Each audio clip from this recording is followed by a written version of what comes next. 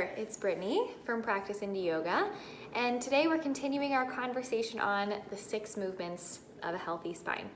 So in my previous video, we had a little conversation around forward versus backward bending, and we had that lovely resistance band that showed us how when we lean in one direction, half of us gets longer while the other half gets shorter. Now, very, very similar conversation topic. Today we're learning all about lateral flexion or side bending.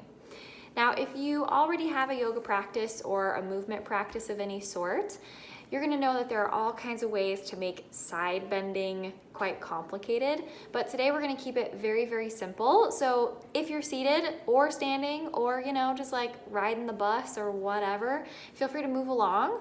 Also, you don't have to. That's just fine. So side bending is quite literally a double whammy because you have to practice it on each side to find balance. So I'm gonna choose today a seated side bend. So I'm gonna find a comfortable seated posture. I prefer knees bent, but that does not have to be your shape today. And I'm gonna start simply by bringing my left hand outside my left hip. I'm gonna send my right fingers into the air, and just like I'm a little teapot, I'm gonna side bend. So notice what's happening here. My right side is getting long, while my left side is compressing. So just like we saw with that resistance band, when one half stretches, the other half contracts. Now I wanna make sure that I'm not dropping my shoulders forward. I wanna keep my chest as open as possible to really maximize that stretch. Now as I come back through center, a simple switch. Right fingers down, left fingers up, side bend up and over, keeping my chest broad, reaching a little longer through those fingers. And then I'll come right back.